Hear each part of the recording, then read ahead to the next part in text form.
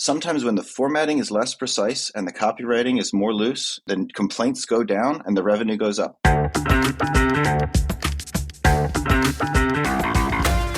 I'm Eric Wilson, managing partner of Startup Caucus, the home of campaign tech innovation on the right.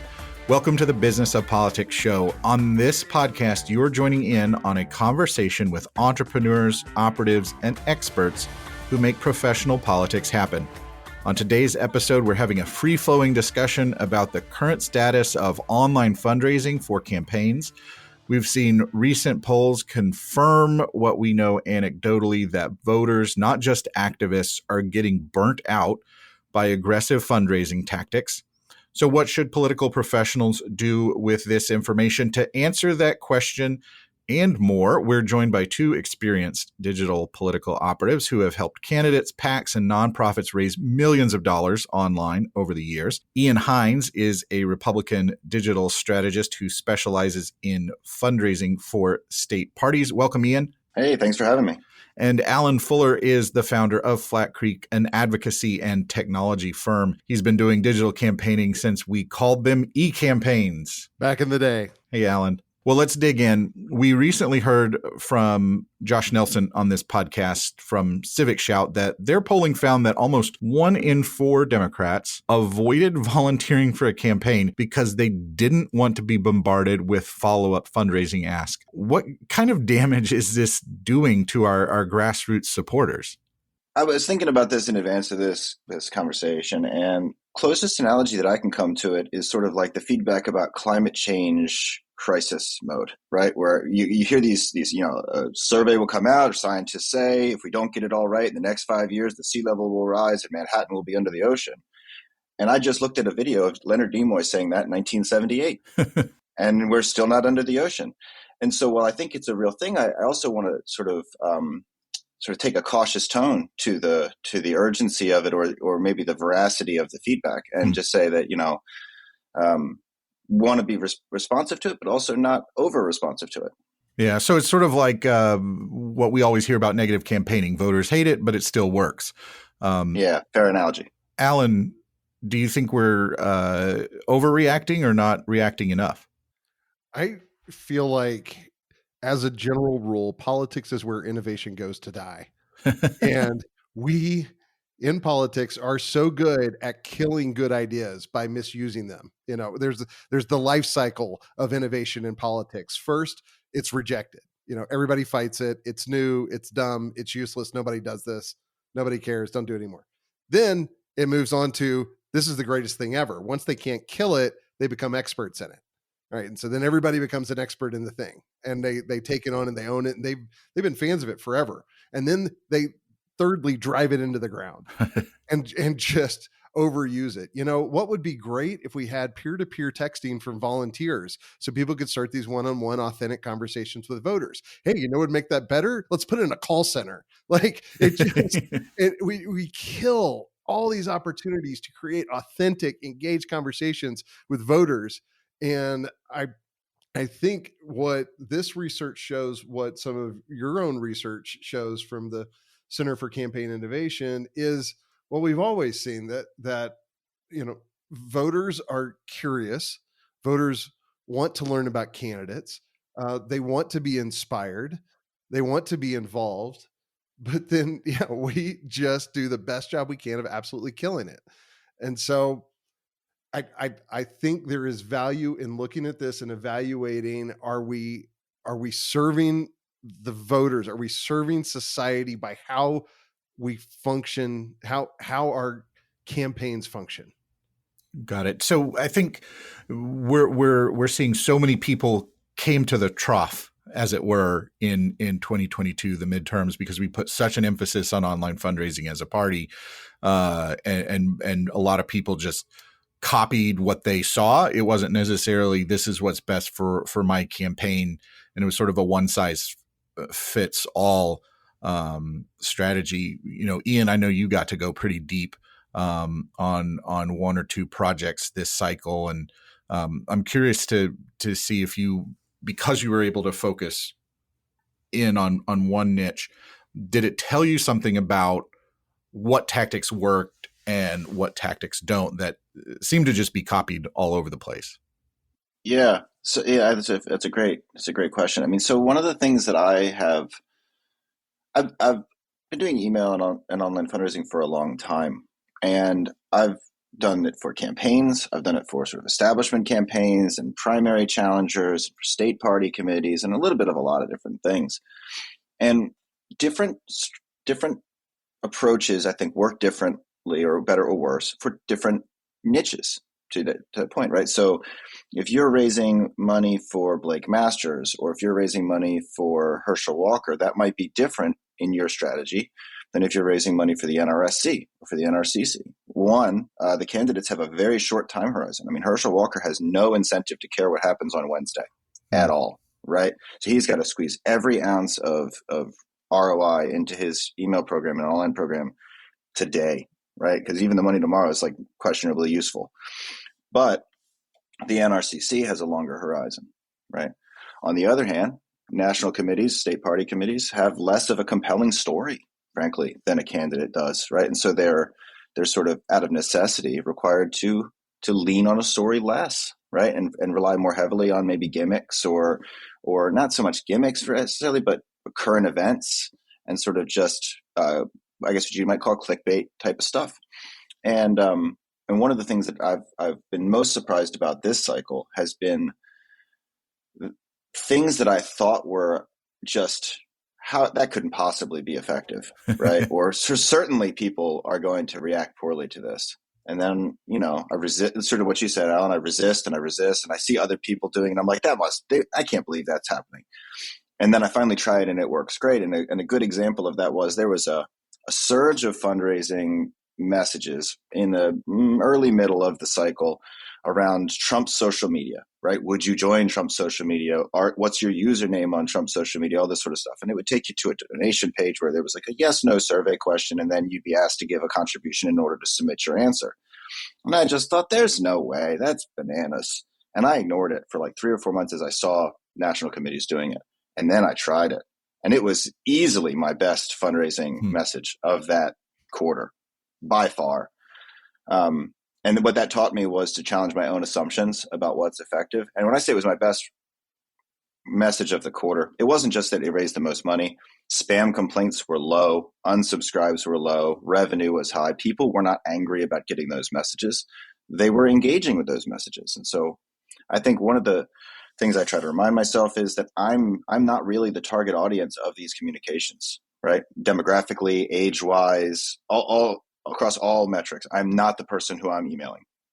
And so my own bias is I should be cautious about reading into the messages. Ian does this, in the trenches, and knows a lot of the ins and outs. Looking at some of this Civic Shout data, where a full 68% of respondents said emails were either mostly annoying or tolerable. 46% said that they didn't even sign up for the emails they were getting. And politics works differently than the business world. And you get people all the time who come in and say, oh, it's got to be more like business, but it does not correspond. But there are some best practices I think we can look at, and yeah, like Ian mentioned exactly, the campaigns have no incentive for caring what happens after Tuesday. So everything is driven for that. Is that what we're creating though? And that's kind of I think this question now post-election is what's the right thing to do? Is the pursuit of that small dollar donor hurting other elements of the campaign? Yeah, that's one of the things that our society jumped out at me from the data that Josh shared with us is that it's questionable effectiveness, right? People say they don't like it.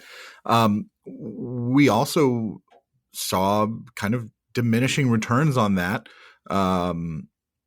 over this last cycle, where it just wasn't paying out the way we expected to. Now, there were a lot of things going on. You had the email inbox deliverability issues. You had really high gas prices, all of that. And I think anyone who wants to say, oh, this the downturn in fundraising was caused by one thing, doesn't understand how complex things are. But Ian, I think you raise a really good point about it not being part of a story. I, for a long time, had operated under the assumption that the fundraising copy we were sending really only went to the grassroots, people who were already on our side, were going to vote for us anyways. So it didn't matter what we were saying. But this new data that we have from the Center for Campaign Innovation shows that fundraising asks from parties and candidates are actually reaching more voters than phone calls and door knocks, which are the bedrock of voter contact. So what should campaigns be doing differently if we adjust our expectations that fundraising is voter contact? Yeah, I mean, I empathize with the idea that, of course, it's voter contact, right? And even the base are voters, right? And you shouldn't assume that that just because someone has been a voter for your party in the past, that they will vote for you forever. I mean, you see sort of fluctuations in I know like a commonly tracked metric in Democratic politics is sort of like African American voter turnout, right? Mm-hmm. And that is not a consistent thing, right? I mean, sometimes it's high and sometimes it's low, and there's a lot of factors that go into that kind of thing. But you can't just assume because somebody voted for you in the past that they're always going to. So even to your base, you have to be respectful and earn their vote. I know that I personally, when a candidate doesn't actually ask me for my vote, I think about that when I'm in the voting booth, right? I'm like, oh, they never sent me a mailer, right? I mean, of course, I'm a professional at this, but like I remember when a candidate in Maryland, a Republican candidate in Maryland, doesn't specifically ask me to support them because I think twice about whether I will in the primary. So on the email side, the other thing to think about is, as you sort of say, they're not just base activists. One of the state parties that I work with, I checked the number this morning. We've emailed almost 500,000 individual people in the last month, right? And that does not say that we email them all the time, but we've emailed a unique number of about 500,000 people. That's a lot of people. Yeah. But and it's not all $20, $5 donations. We had somebody who gave $2,000-$3,000 or something from an email. I look sometimes when somebody gives, because I want to be cognizant that I didn't just get $1,000 donation from somebody who lives in a house worth $100,000 and they couldn't possibly afford it, right? I mean, I'd rather give that money back than raise money on the back of somebody who really can't afford to give it. And the frequency with which we get donations from people who live in $20 million houses, $3 million houses from these emails, that you would look at them at a glance and you think, what a poorly formatted, kind of thrown together email. And I'm not sure what to take away from that, to be entirely honest, right? I mean, I've learned this cycle that sometimes when the formatting is less precise and the copywriting is more loose, the complaints go down and the revenue goes up. And I don't know. So what I try to do as a practitioner of this is I try to just respond to the feedback. If the complaints are high, I won't send that kind of thing again, right? And if the complaints are low and the revenue's up, I've assumed that people who are receiving it are happy to have it. And I just try to keep doing that. I don't know what else you can do, really. Alan, do you think this lack of sophistication in terms of formatting and design, it's something that we see in memes and social media content. Are voters using that as a proxy for authenticity? And if something looks more polished, they're more skeptical of it?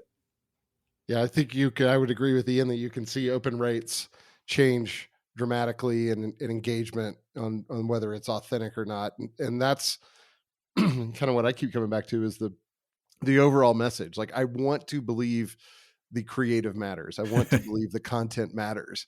And if it's just volume, what are we like?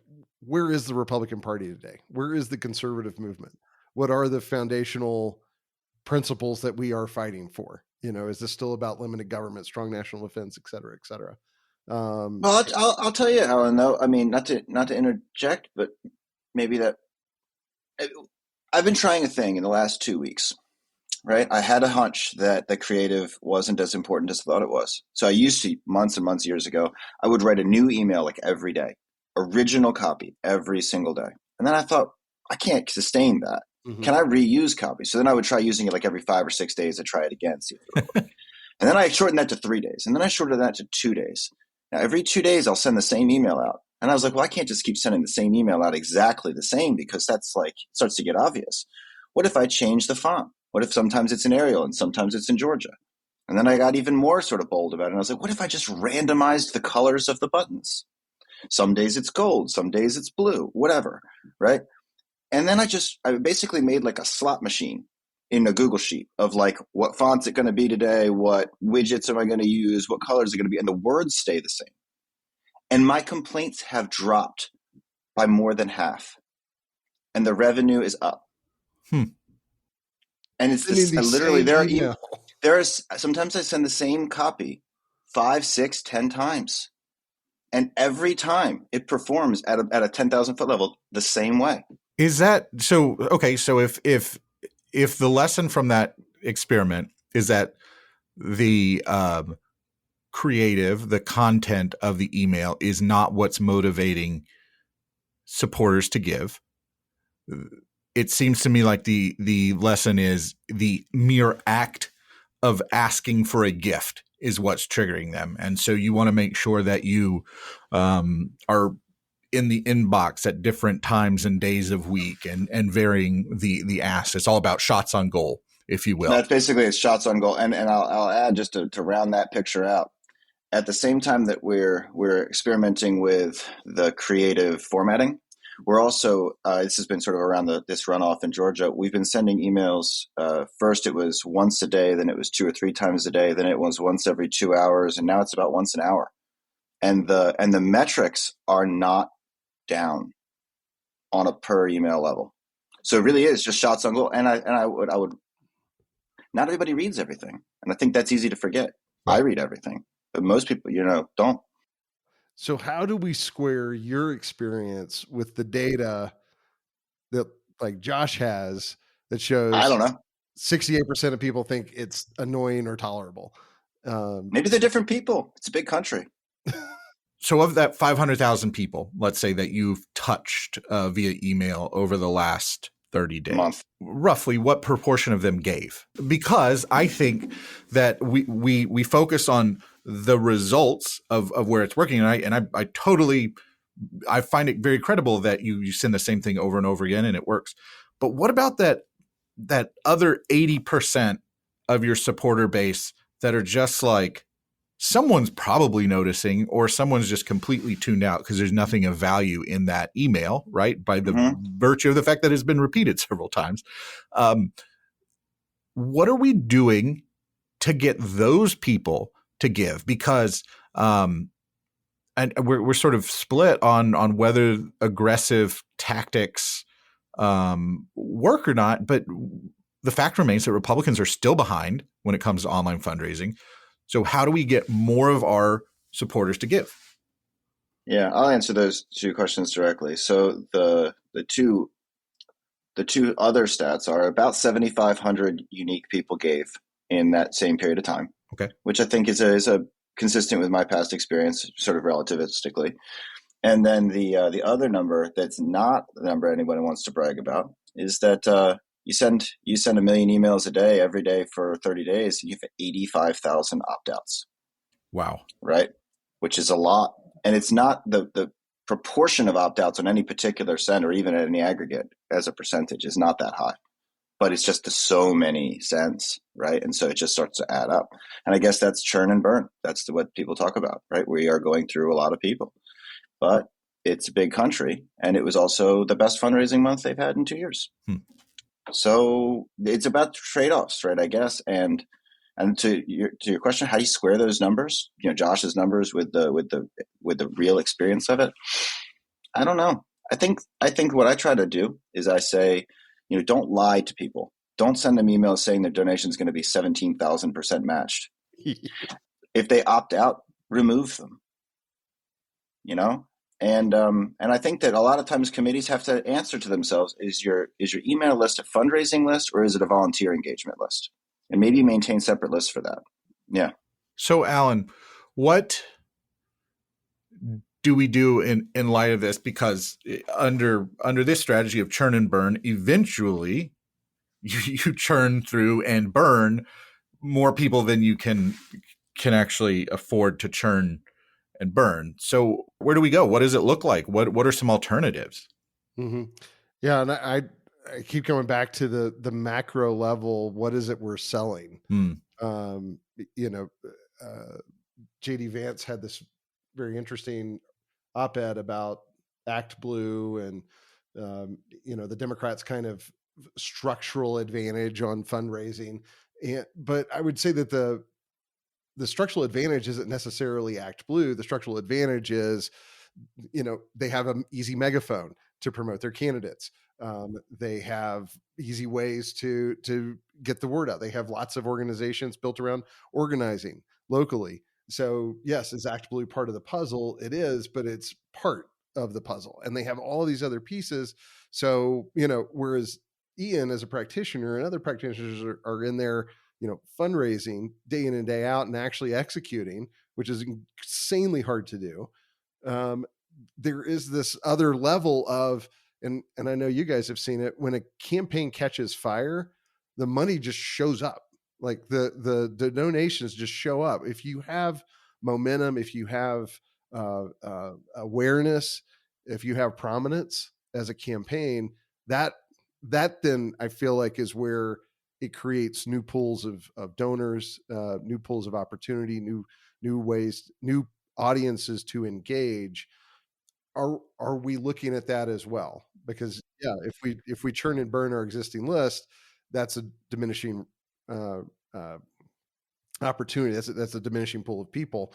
But if we look at also messaging, also megaphones, also how we promote and connect candidates with the means to support those candidates, that creates new pools of engagement. That's a really key insight here, and something I hadn't really thought about until our conversation today, which is it can't be one size fit all, because the relationship that a committee or a state party has with its supporter is different than the relationship that a candidate has with their voters and their supporters. And so we do tend to approach all fundraising programs as the same. It's the same playbook. I'm particularly mindful of the fact that our candidates need to do a better job of bringing new donors to the pool, which is what we see with Democrats, that they get excited about a specific candidate who may look like them, belong to the same group as they do, and they bring a whole new set of donors into the pool. Whereas our strategy typically is going to that rev share market, that list rental market, and going to the same people who've donated over and over again. And you're not growing the pie; you're just competing for the same slices of it. I think one thing that is clear to me from what we're hearing from supporters and voters is that they want more content, they want more value out of the communications, and then they become more open to that ask for a contribution when they know what it's going to. They're being bought in. So I think it has to be something that we try out this next cycle. And maybe Ian's right that there needs to be, a couple of different segments. They're the people that the direct mail tactics work on, and you keep them. Maybe there are other people who are more Kickstarter or Patreon style supporters who want to know what it's going towards and have a say. And then there are other people who may just sort of pay for a subscription to your campaign's newsletter or whatever the format is. But I think we need to play around with different business models. Mm-hmm. Well, we I'll just say real quick, we talked about it from a political, fundraising versus political. There is the political analogy of turnout and persuasion. Mm-hmm. We have certain people who are there and want to support good Republican candidates, and they'll donate. Then we've got another pool of people who that the opt outs, the non opens, which we all know is just a huge universe. Is there re-engagement effort? Is there a different level of content that engages them? The social media audiences, I know everybody's trying to get them into a first party database. All well taken, right? I mean, I think that I had said to you, Eric, just before we jumped on the actual conversation, that I had had the opportunity to dig deeper into the mechanics or sort of the details of a couple of projects this cycle, because in the past I had worked at sort of a surface level on 5 or 10 races a cycle, and you're just trying to keep up with the day, right? And when you can narrow that down to a few, you can really get into more to the depth of it. And which is why I think sometimes, say like the digital director on a campaign, like I know you have done several times, Eric, you really are able to get into more detail because you're living it every day. One of the things that I have experimented with a little bit, and I'm getting ready to ramp it up again, is interconnecting your email work with your Facebook advertising in a tighter way. I found out that I can put a Facebook retargeting pixel in my email template, which is amazing. I have something like 18 million logged Facebook events from people opening emails, Oh, right? wow. So I can retarget people who have opened an email in the last 30 days. And that doesn't work on all browsers and in all email clients. Some of them strip out that kind of stuff, but it works on some people. It gets you something. You can build lookalike models off of people who are opening your emails, right? Things like that. Or can you retarget someone on Facebook who has an abandoned cart event on WinRed? They empower you with that information if you know where to look for it. And so just little things like that, so that you can kind of capture the people who might be falling through the cracks a little bit. That's the thing. Email's not the best channel for everybody. A related thing that you had said earlier, Eric, I want to circle back to, is that not bringing in new people. We're as a party hurting a little bit, sort of accidentally, by the sort of the success of President Trump's operation over a long period of time, where it was one candidate, and that sort of grew into the RNC's fundraising program, and then it grew into the NRSC's fundraising program, and before you knew it, all the emails all the time were President Trump, Mm-hmm. President Trump, and they were effective for a long time. But as a result of that, it's been 5 or 6 years of just all Trump all the time, and we probably, assuming that the primary cycle for 24 unfolds in a way where there are several candidates, strictly on a fundraising level, that might do us good to bring in new people, right? People who are very excited by Mike Pompeo, or they're excited by Nikki Haley, or whoever else, anybody who decides to run, they might bring in new people. And we just haven't had an opportunity to bring in new people in that way in some time, because Trump has been so dominating. I think one of the smartest things that the Democrats did in 2020 was put small dollar fundraising as a requirement to appear on the debate stage, because that forced people to go out and spend a lot of money to build their lists. And they had really robust email lists. And we saw it in our polling after 2020. There was a huge influx of first-time donors to Democrats, because if you wanted to see Marianne Williamson on the debate stage, you had to go donate to her. And, even Mike Bloomberg had to go out and get people to donate to him, which it's kind of funny. But I hope Republicans follow suit this cycle for 2024 with our primary field, that if you want to get on that debate stage, you have to go out and reach grassroots, because that's how we're going to bring more donors into our party. And that just builds us up for long-term success. Yeah, I wholeheartedly agree. That was really a brilliant strategic decision on their part.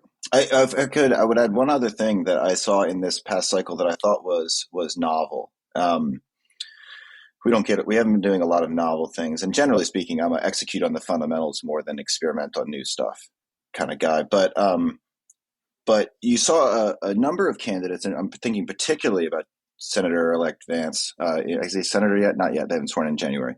So J.D. Vance's campaign in Ohio, when he launched the campaign, he did not have a big grassroots donor base, and he wasn't the sort of guy who could go out and raise millions of dollars in $5,000 increments. And so he tapped the network he had, and he raised, I think, money into a super PAC, right? A considerable amount of money in the super PAC. So the hard dollar campaign ran a relatively bare bones operation, right? They basically took photos and B-roll and got him to events.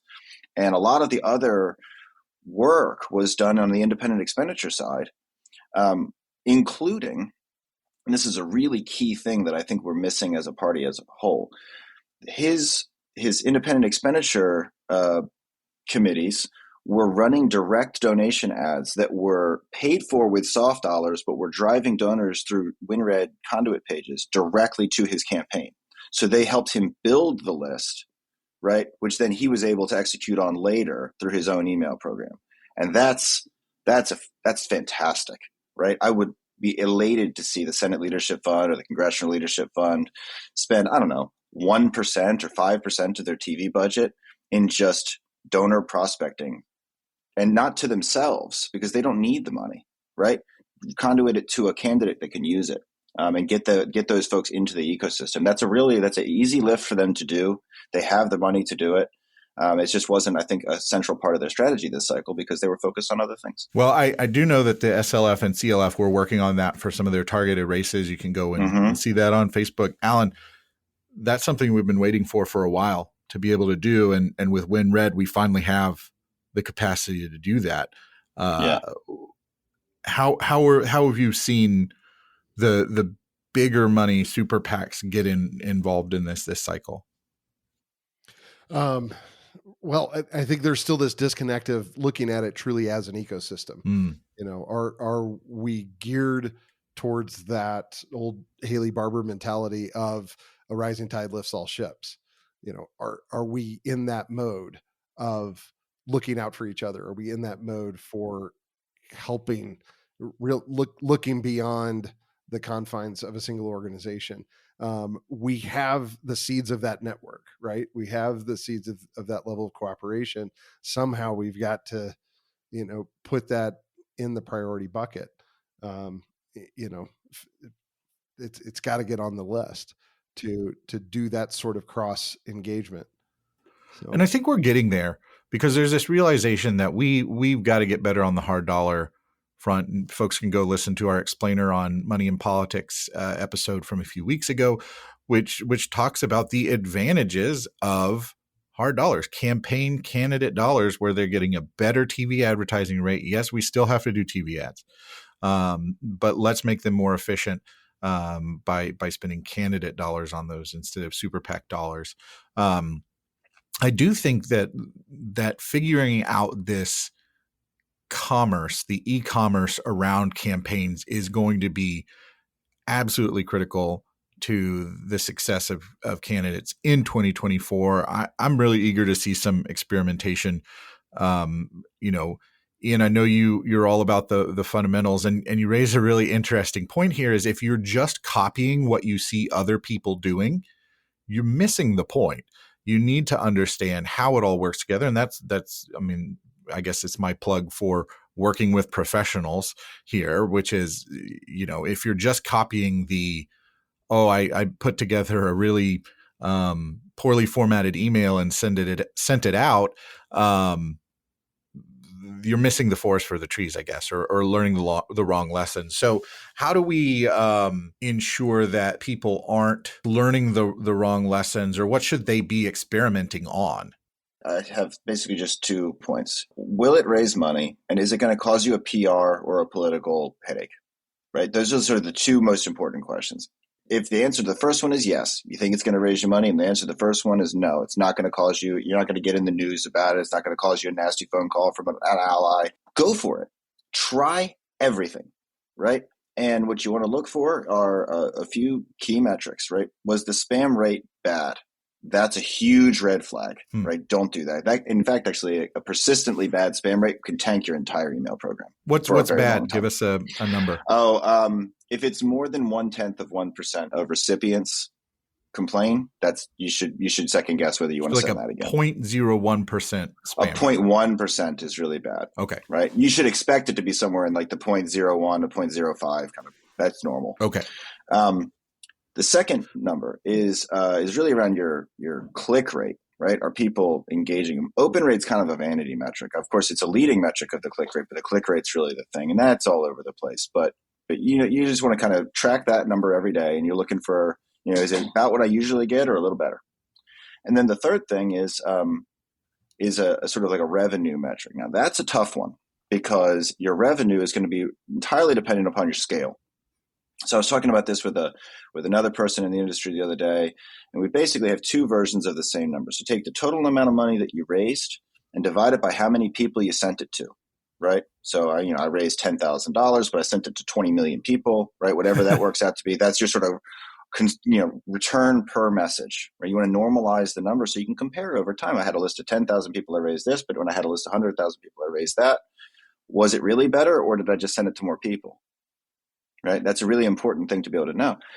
And then just in terms of what should you try everything. If you're in the shower or taking a walk or in the car and you're like, "Ooh, I wonder," try it, right? Like the worst thing that happens is it doesn't raise that much money, but there's not really a cost to sending a marginal extra message, so you should just keep going, right? And what works for you, to your point, Eric, is that if you just copy what everybody else is doing, you're not going to learn. So try other things. That doesn't mean you shouldn't see what other people are doing or copy it, right? It's kind of like the advice about musicians. Good musicians listen to music all the time. Good authors read all the time, right? You should look at everybody's fundraising emails all the time, and like click on them and check them and everything, and be curious. I think that's so underappreciated in the industry. Like, be curious. If you see somebody sending Trump social media surveys, ask yourself, why might that be working? Clearly, it's working. They've sent it 5 times, right? If it wasn't working, they wouldn't have. Alan, what are some fundraising experiments you'd like to see in the next cycle? Yeah, I love Ian's rubric there for experimenting and just the call to be curious. And that is the hardest thing when you're in a cycle and it's just about production. It's really hard to be curious, to be innovative. And I think that's one of the things that I don't know, kind of drives me crazy is, and I guess I would add to the rubric, the hyperbole. Like we've seen some emails, these communications that go out day after day after day that are very hyperbolic about the world is ending, China's coming, our society is about to collapse. Please chip in $5. Like maybe there's some ethical tones there of what we're, the message we're sending out day after day after day after day to an audience of people who are, all of a sudden like, oh my gosh, is the world ending? But I would really, really love to see some innovation around the full life cycle of content.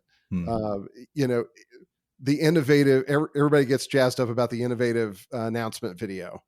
There was the one, I can't remember the candidate this year, but he's walking through a factory and like people are, tossing stuff to him. And he's walking through. It's a fantastic video. Did he win? Like, did he raise money? Like what, I operate on this theory that there's value in good creative content. And I would love to experiment the full follow through of that from, from the creation to the click throughs to the online giving. We're still, and I mean, this is industry wide, right? Like everybody in digital is trying to come up with connected analytics in a cookieless world. How do we start to rebuild those connections so we can really follow through on analytics all the way through? Yeah, and I would also I would say too that you can raise more money than you need, which sounds crazy, right? And this is a controversial topic, I think, but like Democrats do this all the time. They'll have some candidate who will raise $200 million. I mean, it's like every cycle there's 3 of them, and they raise so much money that, what was it, the story about in Gideon in Maine, who like finished the cycle with $20 million in cash on hand. Crazy. And lost and hadn't spent it and hadn't conduited it to anybody else or made a transfer to the DSCC or whatever. Like, don't be that guy. If you have more money than you need, right? Like, help other people. Lindsey Graham's been helping Herschel Walker in a very considerable way, as an example, right? And be generous if you have the capacity to be generous. And the second thing is, we get very excited about, well, do we need to focus on asking for money on TikTok, or do I need to do better with this, or is there some new thing?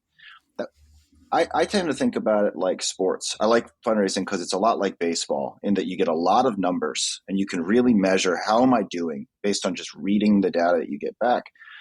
If I was the general manager of my hometown Baltimore Orioles, I'm not going to be looking at my team and saying, is there some magic silver bullet new strategy that's going to allow me to beat the Yankees?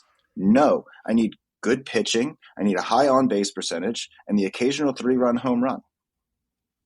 And voila, now you won the division, right? I mean, there's no magic in how a baseball team is good. It's just doing the things that work consistently and well. Mm-hmm. And that's a lot of fundraising. Just do things that work consistently and well. It's not altogether that different in 2024 than it was in 2016 on the core of it, right? The margin's a little, but the center of it is the same. I just to answer my own question here, I do think campaigns need to experiment with different forms of e-commerce, right? So, the base of your campaign is going to be this direct ask, this digitization of direct mail fundraising tactics via email. But I think there's so much more that we can tap into looking at the creator economy as it relates to things like Patreon or Kickstarter, and giving supporters more opportunity to contribute in meaningful ways. I've got one question for Eric, because speaking of innovation, earlier in the cycle, you were encouraging people to look at these NTFs, and like Blake NFTs, Masters, yeah. NFTs. Sorry, it's that point in the day. The NFTs, and you were pointing out Blake Masters had put together a pretty innovative panel advisory council type thing based on that. Yeah. Do you think that's still an area of innovation and opportunity? Obviously, a lot has happened in the crypto and NFT world since then, but I still think that sort of mechanism, whether you deliver it via NFT is an open question, but that mechanism of you have support from specific people and you do something for them, I think that's a no-brainer. I mean, when I first started in this business, every member of Congress had their Congress Club, right? Where it was a direct mail donor group, and you donated a certain amount every month or whatever, and you got to hang out with the congressman at an event. We've completely gone away from that, and so reciprocating to supporters, I think, is surprisingly an innovation again that we're going to rediscover. It's like the giveaways, the contests, right? Like the RNC, I think, is giving away or raffling off a signed Herschel Walker football, right? Oh, cool. Just like even the potential that you are going to get something back, right? Or one of the things we've done in North Carolina GOP, to your theme there, Eric, is every so often we send an email about a mystery gift. Right. So rather than sell a particular piece of merch and we say, like, this is exactly what you're going to get, chip in to get this thing. We say, we want to send you a gift. Right. We don't know where to send it. Can you chip in at least $30 and we'll send you a surprise. Mm-hmm. Right. And that's it. It's not ineffective. Right. And it's always something from the WinRed fulfillment thing. It's a koozie or a mug or something like that. Right. But it's not so much that they want the specific thing. They're just excited to get something back, right? They just the act of reciprocation sort of greases the skids of that ask. I want to thank Ian and Alan for joining me for a great conversation today. You'll find more information about them in our show notes, along with some of the articles we mentioned in our conversation. I'm eager to hear your thoughts. Tweet at me, at Eric Wilson, and let me know what you think about the future of online fundraising, where we need to be going, and your thoughts on some of this data that's coming out. And as always, if this episode made you a little bit smarter or gave you something to think about, all that we ask you to do is to share it with your friends or colleagues. And remember to subscribe to the Business of Politics show wherever you listen to podcasts so you never miss an episode. You can visit us at businessofpoliticspodcast.com, where you can sign up for email updates. The only thing you will get are reminders about new episodes. Thanks for listening. We'll see you next time.